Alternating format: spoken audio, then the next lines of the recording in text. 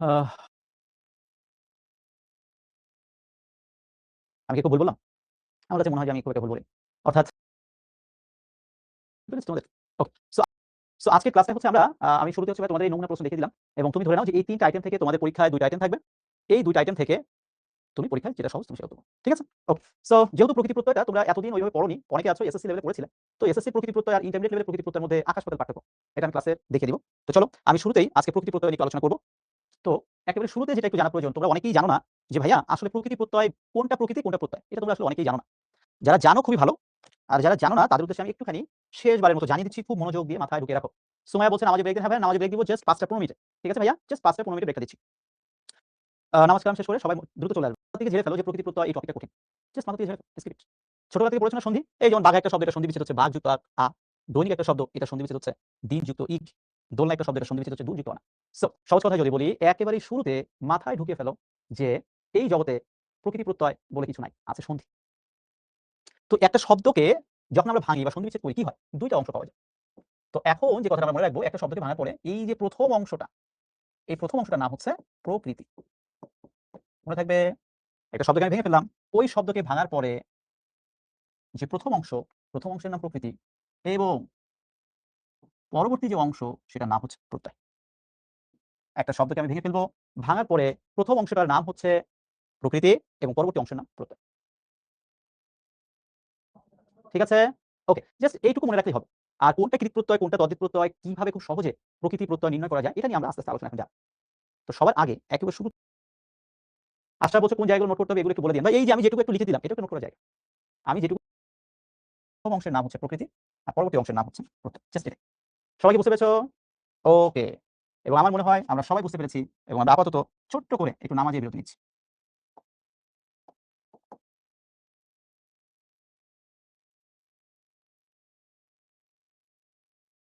এটা বুঝতে পেরেছি যে প্রকৃতি কাকে বলে, প্রত্যয় কাকে বলে। আমি এখন কমেন্ট বক্সে টপ করে দিচ্ছি। ১ ঘন্টা ক্লাস হবে। খুব মনোযোগ দিয়ে আমার প্রথম অংশের নাম প্রকৃতি, পরবর্তী অংশের নাম প্রত্যয়। এই প্রত্যয়গুলোর শব্দাংশ। মনে থাকবে কি বলা হয় এগুলোকে? অর্থহীন শব্দাংশ। একটু খেয়াল করে দেখো ভাইয়ারা, মনে করো কেউ তোমার কাছে জিজ্ঞাসা করলো, রাস্তা দিয়ে হাঁটছো, হাঁটার সময় কেউ জিজ্ঞাসা করলো যে বলো তো আ মানে কি, ইক মানে কি, ওয়ানা মানে কি, তব্য মানে কি?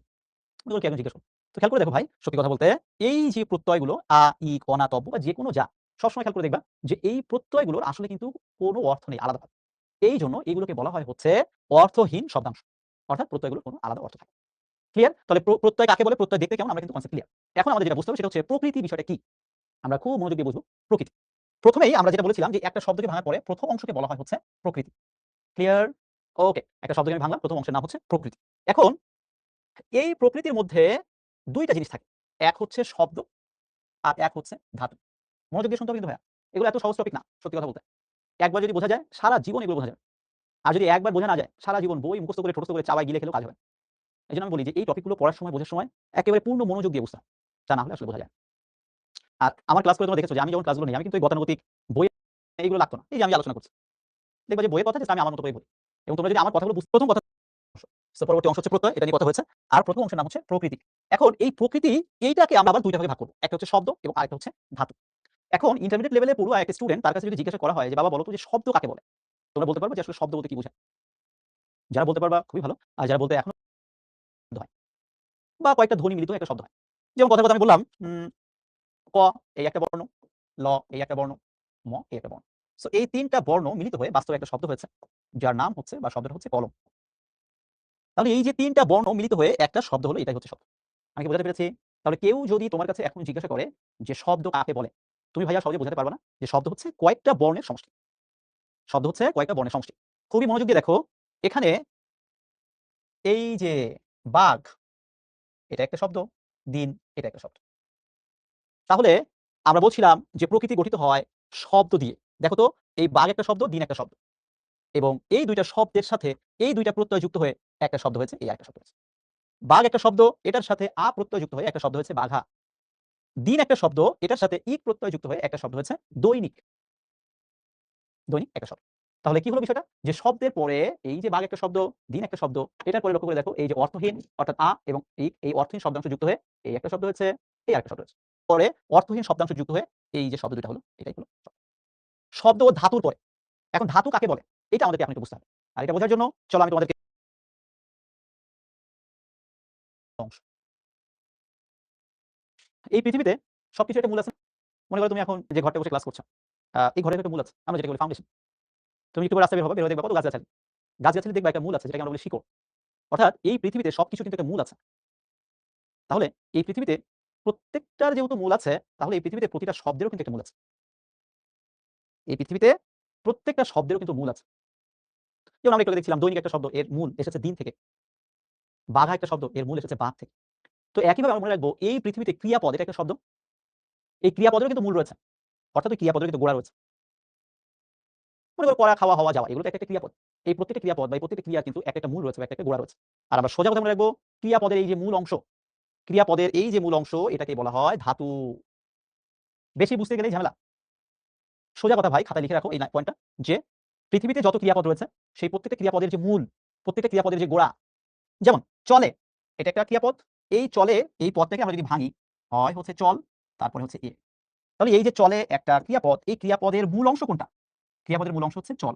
অর্থাৎ এই চল থেকেই কিন্তু একটা শব্দ বা একটা ক্রিয়াপদ উৎপত্তি হয়েছে, যেটাকে আমরা বলছি চলে। তাহলে এই যে চল, অর্থাৎ এই চলে ক্রিয়াপদের মূল অংশ যে চল, এই মূল অংশকে আমরা বলবো ধাতু। অর্থাৎ ক্রিয়াপদের মূল অংশকে বলা হয় ধাতু। আর এরপরে ক্রিয়া বিভক্তি কি বা কি এটা আপনার জানা দরকার, লাইফে কোনো কাজে লাগবে না। বিষয়টা বুঝতে পেরেছেন? মনে থাকবে ক্রিয়াপদের মূল অংশকে বলা হয় ধাতু।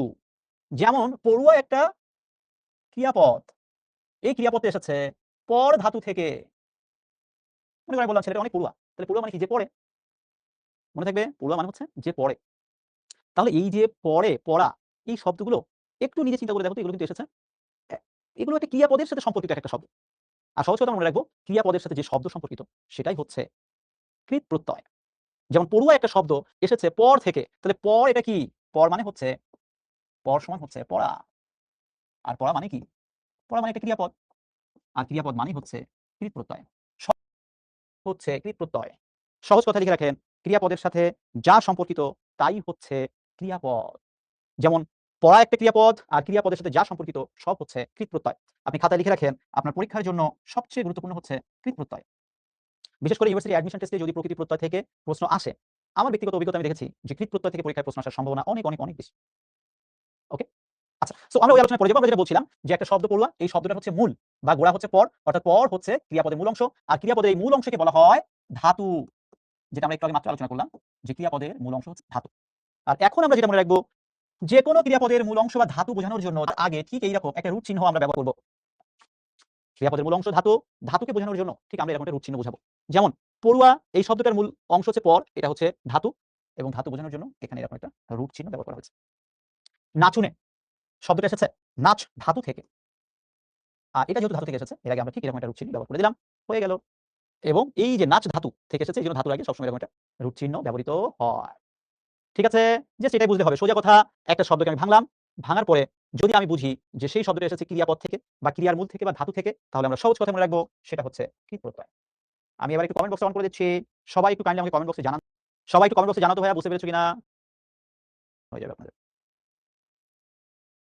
আজকের ক্লাসে আমরা কৃৎ প্রত্যয় নিয়ে আলোচনা করব। তবে আমি যে কথাটা আপনাদেরকে বলেছিলাম যে ক্রিয়াপদের সাথে যা সম্পর্কিত, সহজ কথা মনে রাখবেন, ক্রিয়াপদের সাথে যা যা সম্পর্কিত সব হচ্ছে কৃৎ প্রত্যয়।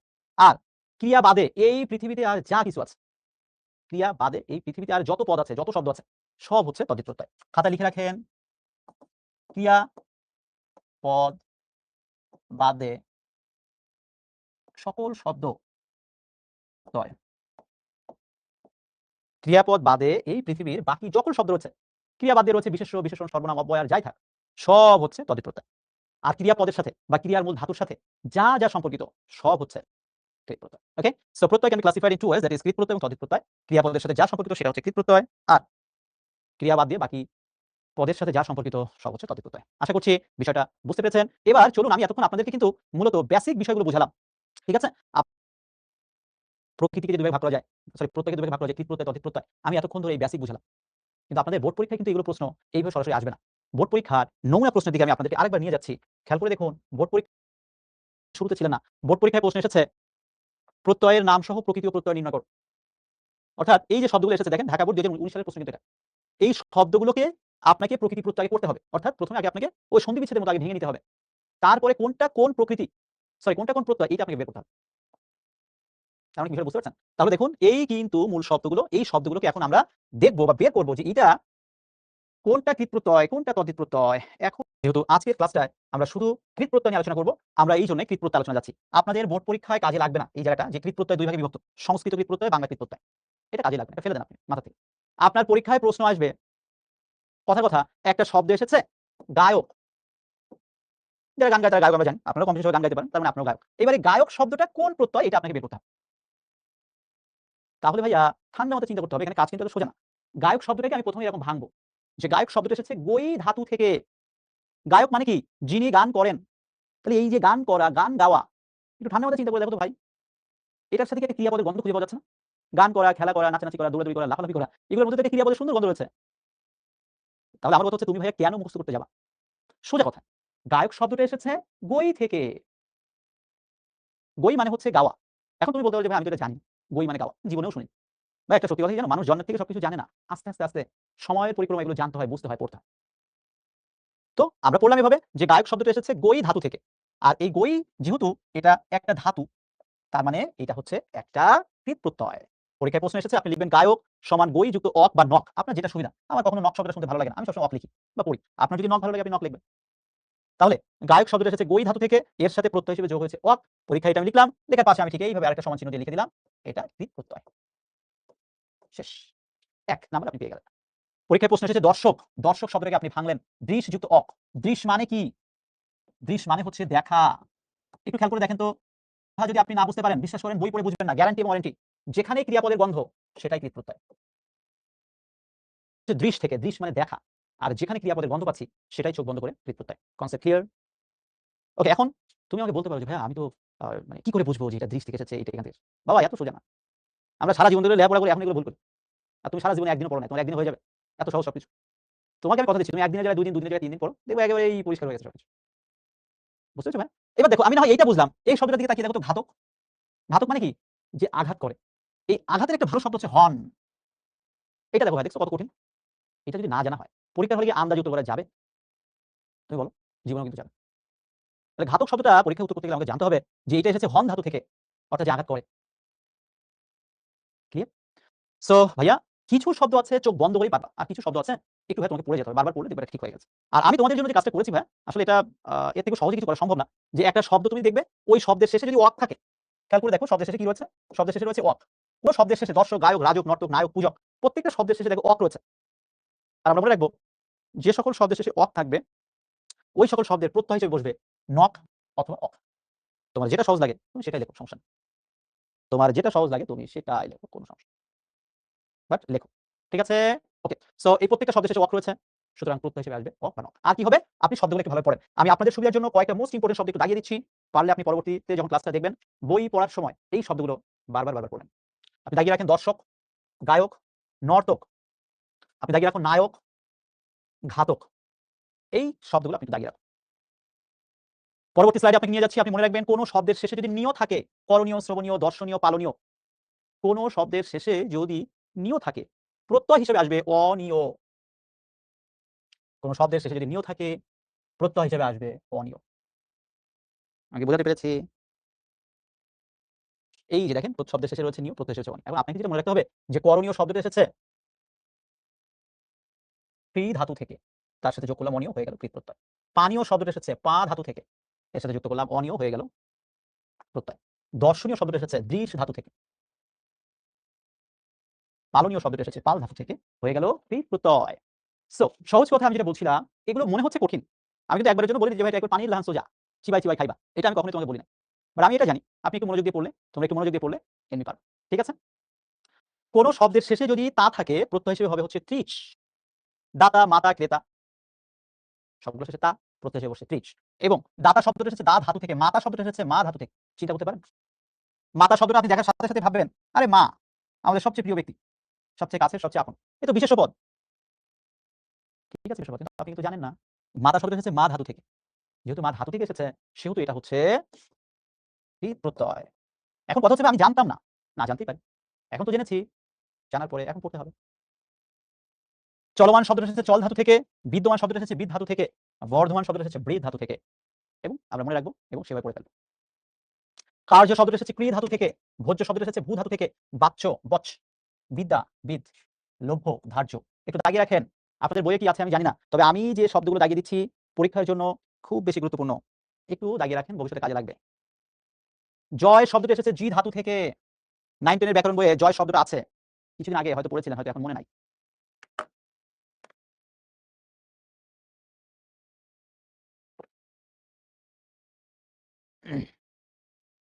দেখুন, প্রকৃতি প্রত্যয়কে মানুষ কেন কঠিন বলে?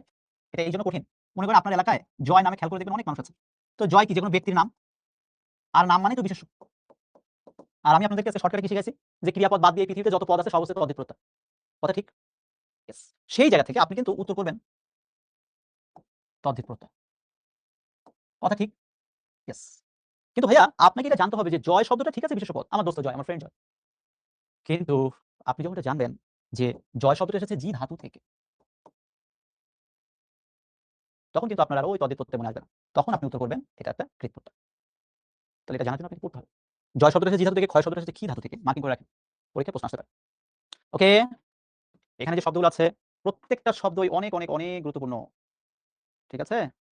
প্রত্যেকটা শব্দই অনেক গুরুত্বপূর্ণ। আমি শব্দগুলো দাগিয়ে দিচ্ছি।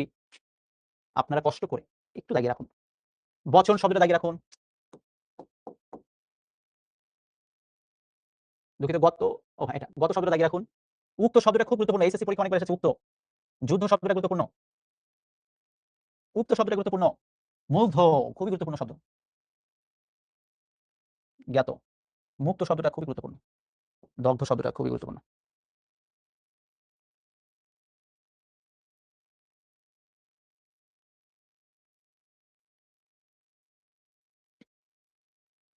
শব্দগুলো দাগিয়ে রাখুন, জীবনে যেকোনো সময় কাজে লাগতে পারে। গতি শব্দটা এসেছে গণ ধাতু থেকে, তৃপ্তি শব্দটা তৃপ ধাতু থেকে, উক্তি শব্দটা এসেছে বস ধাতু থেকে। জ্ঞাতি, গতি, খ্যাতি, মুক্তি, শ্রুতি। ভক্তি শব্দটা খুব গুরুত্বপূর্ণ, খ্যাতি শব্দটাও গুরুত্বপূর্ণ। শব্দগুলো দাগিয়ে রাখুন এবং পরীক্ষায় আসলে সুন্দর করে উত্তর করে আসুন। বচন শব্দটা পরীক্ষায় অনেকবার এসেছে। শ্রবণ শব্দটা খুবই গুরুত্বপূর্ণ, এসএসসি পরীক্ষায় অনেকবার এসেছে। গমন শব্দটা এসেছে। নয়ন শব্দটা পরীক্ষায় অনেকবার এসেছে। ভোজন শব্দটা পরীক্ষায় এসেছে। দর্শন শব্দটা পরীক্ষায় শতবার এসেছে। আমি যেগুলো দাগিয়ে দিচ্ছি একেবারে ঠোঁটস্থ করে রাখবেন। পরীক্ষায় আসলেও আসতে পারে। আর বাকিগুলো সুন্দর করে পড়বেন। কর্তব্য শব্দটা পরীক্ষায় শতবার প্রশ্ন এসেছে। কর্তব্য শব্দটা এসেছে কৃ ধাতু থেকে। আর যেটা ধাতু থেকে আসে সেটা কৃৎ প্রত্যয়, আপনারা জানেন। দাতব্য শব্দটা এসেছে দা ধাতু থেকে। বক্তব্য শব্দটা এসেছে বচ ধাতু থেকে। ঠিক আছে? Thank you. সো আমার মনে হয় আমরা এতক্ষণ ধরে অনেক কথা বলে ফেলেছি। এবার চলো দেখি আমরা কয়েকটা এমসিকিউ টাইপের কোশ্চেন একটু সলভ করতে পারি কিনা। একটু আমাকে কমেন্ট বক্সে সবাই উত্তর করে জানাবে। বোর্ড পরীক্ষা হয়তো এইভাবে আসবে না। কিন্তু আমি বোর্ড পরীক্ষার প্রশ্নটাকে এখানে প্রকৃতি প্রত্যয় আকারে দেখিয়েছি। একটু সবাই আমরা তোলার চেষ্টা করি তো যে গায়ক শব্দের প্রকৃতি প্রত্যয় কোনটি? সবাই চেষ্টা করো প্লিজ। গায়ক শব্দের প্রকৃতি প্রত্যয় কোনটি?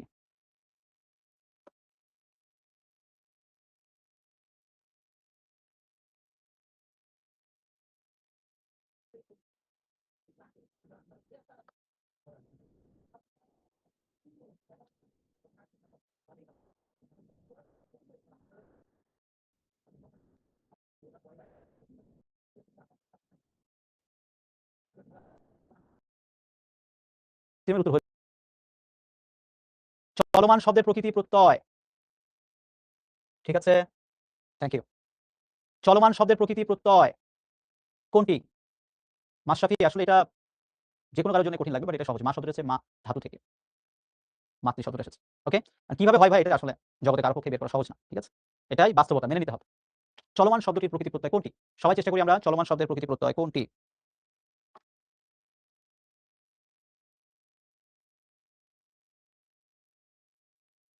সবাই চেষ্টা করি।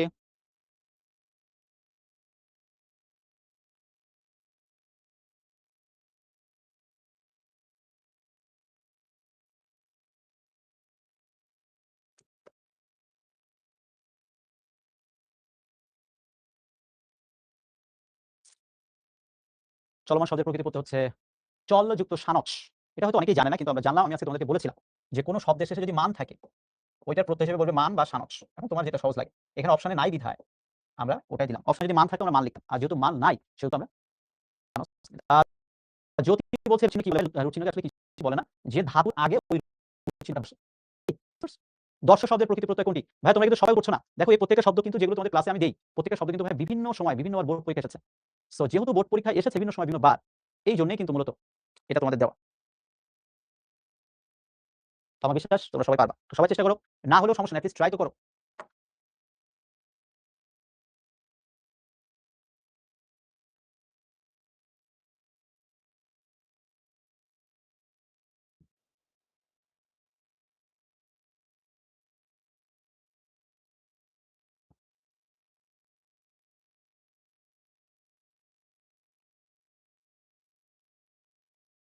দৃশযুক্ত অনিয়। ঠিক আছে?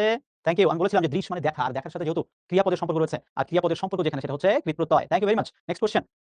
উক্ত শব্দের প্রকৃতি প্রত্যয় কোনটি? এই প্রশ্নটা এইচএসসি পরীক্ষায় অনেকবার আসছে, অ্যাডমিশন টেস্টেও অনেকবার আসছে। সো চেষ্টা করি আমরা পারি কিনা।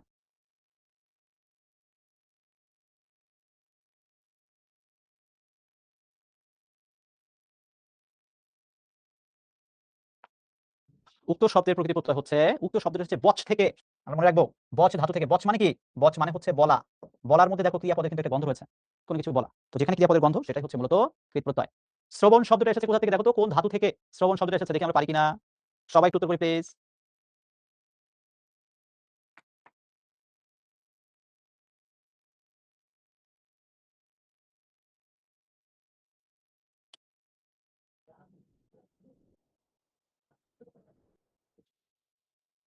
শ্রবণ শব্দটা এসেছে হচ্ছে শ্রু ধাতু থেকে। শ্রু যুক্ত অনট। আমি আপনাদের ক্লাসে আজকে খুব সহজে এগুলো বুঝিয়েছি যে কোনো শব্দের শেষে ওয়ান থাকলে প্রত্যয় হিসেবে ওয়ান অথবা অনট বসবে। ক্লাসের স্লাইডে যত সহজভাবে পড়ানো হয়েছে বাংলাদেশের কোনো বইয়ে এত সহজে কোথাও নাই। যদি আপনারা পান আমাকে দেখান, এবং আমাকে দেখানোর, আমাকে জানানোর অনেক বই আছে ভাইয়া। আপনারা সবাই শিখো শিখবো জিতোতে আছেন ফেসবুকে গ্রুপে। অনেকে এটা বুঝেছেন কোনটা ভালো লেগেছে, কোনটা মন্দ লেগেছে। এটা সহজে গ্রুপে জানিয়ে দিবেন। আমার সোজা কথা। আমি মনে করি 2 কেজি ওজন বহন করতে পারি। কিন্তু আমার 10 কেজি ওজন নিয়ে মিল থাকলে ভালো, না থাকলে আপনি ডিটেইলস বলেন। বাবা এখানে ডিটেইলস বলার তো কিছু নাই। এই যে পরীক্ষায় প্রশ্ন আসে শ্রবণের প্রকৃতি প্রত্যয় কোনটি? আমি দেখিয়ে দিয়েছি শ্রবণ শব্দটা এসেছে শ্রু ধাতু থেকে। এরপরে বলেছি অন থাকলে প্রত্যয় হিসেবে বলবে ওয়ান বা ওয়ান। এই এর থেকেও সহজে এটা আসলে বোঝানো যায় না। আর দরকারও নাই এর থেকে সহজে বোঝা। ঠিক আছে? ওকে। সো এই যে দেখো ভাই কোন শব্দের শেষে যদি আ আ থাকে, খাওয়া, পাওয়া, রাধা, চাওয়া, করা সবগুলো শেষে দেখেন আ রয়েছে। তাহলে আমি প্রত্যয় হিসেবে কি করলাম? আ দিয়ে দিলাম। শেষ। আর এখন আমাকে জানতে হবে যে খাওয়া শব্দটা এসেছে খা ধাতু থেকে, পাওয়া শব্দটা এসেছে পা ধাতু থেকে, রাধা শব্দটা এসেছে রাত ধাতু থেকে। আর যেহেতু এসেছে সেহেতু এটা কৃৎ প্রত্যয়। শেষ। মোস্ট ইম্পোর্টেন্ট শব্দগুলো আমি দাগিয়ে দিচ্ছি, আপনি একটু দাগিয়ে রাখুন। ফুটন্ত শব্দটা একটু দাগিয়ে রাখুন। ডুবন্ত শব্দটা একটু দাগিয়ে রাখুন। চলন্ত শব্দটা দাগিয়ে রাখুন। পরীক্ষায় প্রশ্ন এখান থেকে হতে পারে। আহ রাবুকা জান্নাত বলছে ডক্টর হায়াত মাহমুদের বইটা ভালো। ইয়েস। বাংলাদেশের সব জায়গায় কম বেশি হায়াত মাহমুদ স্যারের বইটা চলে, এবং বইটা দেখতে অনেক মোটা হলেও আসলে বইটার পড়ার জিনিস খুবই কম। আমার মনে হয় যে আপনারা চাইলে বইটা কিনে নিতে পারেন। ওকে? সামিউল বলছে ভাই আপনি কোন বই ফলো করেন? ভাইয়া আমি বুড়ো বয়সে এসে আর কোন বই ফলো করব? আমি এখন তোমাদেরকে ফলো করি। বুঝতে পারছো? আমি তো তোমাদের সবার খুব ফ্যান। নাচন শব্দটা এসেছে নাচ ধাতু থেকে, চলন শব্দটা এসেছে চল ধাতু থেকে, কাঁদন শব্দটা এসেছে কাঁদ ধাতু থেকে, বাঁধন শব্দটা এসেছে বাদ ধাতু থেকে। মনে রাখবা, পড়ে রাখবা। শেষ। খেলনা শব্দটা এসেছে খেল ধাতু থেকে, মার্কিং করে রাখেন। দোলনা শব্দটা এইচএসসি পরীক্ষায় অনেকবার এসেছে। রান্না শব্দটা অনেকবার এসেছে। কান্না শব্দটা অনেকবার এসেছে। মার্কিং করে রাখেন, আশা করছি পারবেন। ওকে? সেলাই শব্দটা এসেছে শিল ধাতু থেকে। মোড়ক শব্দটা এসেছে মূল ধাতু থেকে। এইচএসসি পরীক্ষায় প্রশ্নটা অনেকবার আসছে কিন্তু। আমি যেগুলো ৩ টিক দিচ্ছি, একবার ছোট করে রাখবেন। পরীক্ষায় প্রশ্ন আসলে কিন্তু তখন আপনি আমাকে দোষ দিতে পারবেন না যে ভাইয়া এগুলো আমাকে পড়ায়নি। তাহলে চলুন আমরা আরো কয়েকটা এমসিকিউ প্রশ্ন একটু সলভ করি। করে আস্তে ছুটি নিব কিছুক্ষণ পরেই। বাক্য শব্দের প্রকৃতি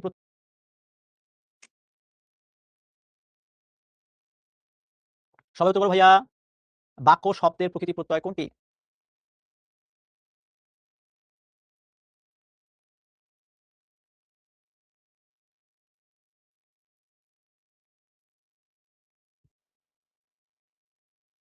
বাক্য শব্দের সঠিক প্রকৃতি প্রত্যয় হচ্ছে বচ যুক্ত জ। এটা অনেকেই জানেন না, ঠিক করে দিলাম। বাক্য শব্দটা এসেছে বচ থেকে। বচ মানে কি? বচ মানে হচ্ছে বলা। বলা মানে কি? যা বলা হয়, অর্থাৎ ক্রিয়াপদ। ক্লিয়ার? ওকে, নেক্সট কোয়েশ্চেন। উক্ত শব্দটার প্রকৃতি প্রত্যয় কোনটি? উক্ত। সবাই একটু উত্তর করার চেষ্টা করবে। আলিফ বলছে প্রত্যয় বুঝবো কিনা, সন্ধি ভালো করে বুঝি না ভাইয়া। কোনো সমস্যা না। একটু সময় দাও, পারবা। একদিনে হবে না ভাই। ২ দিন দাও সময়, ৪ দিন দাও, হয়ে যাবে। শব্দের প্রকৃতি প্রত্যয় হচ্ছে বচ যুক্ত ত। জানলে সহজ, না জানলে খুবই কঠিন। আর জানার জন্য আমরা পড়ছি। ওকে? Thank you. শিক্ষা শব্দের প্রকৃতি প্রত্যয় হচ্ছে দিক যুক্ত অ। শ্রেষ্ঠ এর প্রকৃতি প্রত্যয় কোনটি? সবাই চেষ্টা করি। আমরা তো সবাই চাই, তাই না ভাইয়া? দেখো শ্রেষ্ঠদের প্রকৃতি প্রত্যয় পারি কিনা?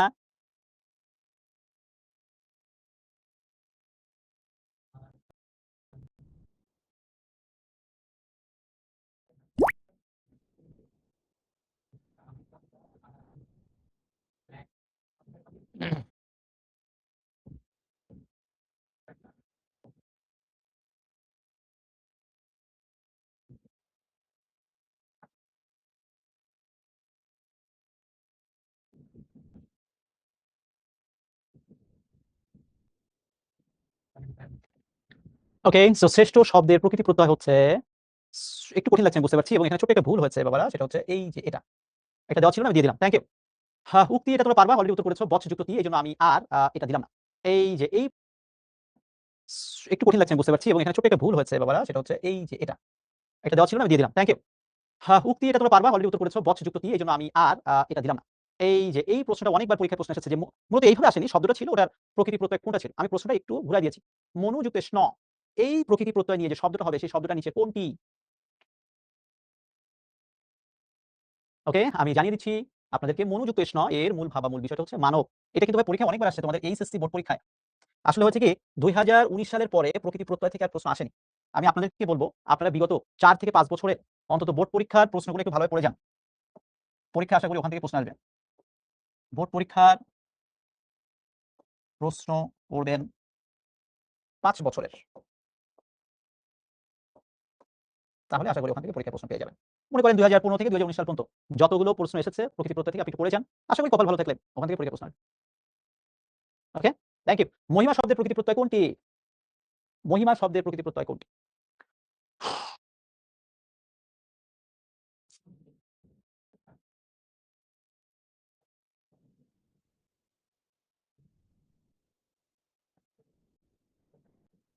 ওকে, মহিমা শব্দের প্রকৃতি প্রত্যয় হচ্ছে মহৎ যুক্ত ইমন, মহিমা। নীলিমা শব্দটা পরীক্ষায় প্রশ্ন এসেছে অনেকবার, নীলিমা। এটার প্রকৃতি প্রত্যয় হচ্ছে নীল যুক্ত ইমন। বোর্ড পরীক্ষার প্রশ্ন এনালাইসিস করে দেখবেন এই প্রশ্নটা অন্তত ১০ থেকে ১৫ বার এসেছে। ওকে, চলন সই, এটা এই প্রশ্নটা আপনার পরীক্ষায় আসবে না, এটা জানার দরকার নাই। কোনটা সংস্কৃত কৃত প্রত্যয়, কোনটা বাংলা কৃত প্রত্যয়, এইটা আপনার দরকারই নাই। চলুন আমরা আজকে ক্লাসের শুরুতে যে ঢাকা বোর্ড ২০১৯ সালের প্রশ্নটা দেখছিলাম, দেখুন শেষবারের মতো আপনাদের দেখিয়ে দিচ্ছি পরীক্ষায় প্রশ্ন কিভাবে উত্তর করবেন। পরীক্ষায় প্রশ্ন আসবে, শব্দগুলো বাম পাশে লিখবেন প্রদত্ত শব্দ, ডান পাশে লিখবেন প্রকৃতি এবং প্রত্যয় এবং তার ডান পাশে আপনি লিখবেন প্রত্যয়ের নাম। আমি আপনাদেরকে ২ মিনিট সময় দিচ্ছি। একটু চিন্তা করেন তো এই শব্দগুলো প্রকৃতি প্রত্যয় কি হতে পারে এবং সেটার প্রত্যয় কি হতে পারে? একটু চিন্তা করে দেখুন তো ভাইয়ারা।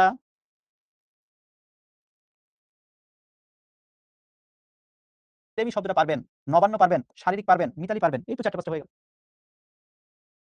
এটা হবে, আমি বুঝতে পারছি না আপনারা কি কয়েকটা হয়তো পারবেন, কয়েকটা পারবেন না। ঠিক আছে? আমি ঠিক করে দিচ্ছি। ১ম টা ভুল হয়েছে। এটা হবে কৃত প্রত্যয়। এখন দেখুন ৮ টা থেকে আপনার পরীক্ষায় কিন্তু উত্তর করতে হবে ৫ টা। এবং দেখেন ভাই এখানে কিন্তু ৫ টা আছে যেটা পরীক্ষায় উত্তর করার মতো। আপনার কাছে মনে হচ্ছে যে ভাই আমার তো এটা কঠিন লাগছে। আপনি আত্মজা পারছেন না, দরকার নাই। কিন্তু আপনি কিন্তু চাইলেই ছেলেবি শব্দটা পারবেন, নবান্ন পারবেন, শারীরিক পারবেন, মিতালি পারবেন। এই তো ৪ টা ৫ টা হয়ে গেল। সুতরাং তোমরা ভাই যারা ভাবছো যে এই টপিকটা অনেক কঠিন, এটা মনে হয় জীবনে উত্তর করা যাবে না। দেখো ভাই আসলে কিন্তু একদম সহজ। ফাতেমা একটা ভালো প্রশ্ন করেছো ভাই, থ্যাংক ইউ। যে ভাই এটা ছক আকারে লিখতে হবে কিনা? আসলে ছক করার দরকার নাই। এটা জাস্ট একটু দেখতে ভালো লাগছে এজন্য আমি ছক করে দিয়েছি। কিন্তু আসলে তোমাদের ছক করার কোনো প্রয়োজন নাই। ওকে? এবার ভাই আমি তোমাদেরকে একটু ছোট্ট করে একটু হোমওয়ার্ক দিতে চাচ্ছি যে সম্মিলিত বোর্ড ২০১৮ সালে এই প্রশ্নটা এসেছিল। সবাই কাইন্ডলি একটু স্ক্রিনশট নিয়ে রাখো তো ভাইয়া। তোমরা যে যতটুকু পারো আজকে ক্লাসের উপর বেসিস করে যে যতটুকু পারো ভাইয়া এই ৮ টা শব্দের প্রকৃতি প্রত্যয় এর ক্লাস নিয়ে যদি ভালো কথা বুঝতে না পারো সেটাও জানাও। ঠিক আছে? মনে করো আজকে ক্লাসে কোনো একটা জায়গায় বোঝোনি। ওই জায়গাটা তুমি একটু সুন্দর করে মার্কিং করে আমাকে মেনশন করে আমরা সবাই মিলে বিষয়টা সলভ করতে পারব। সো প্রি মেডিকেল কোর্সের ডিসকাউন্টের জন্য প্রোমো কোড পেতে এখনই তোমাকে যে ফর্মটা দেওয়া হয়েছে ফর্মটা ফিল আপ করে নাও।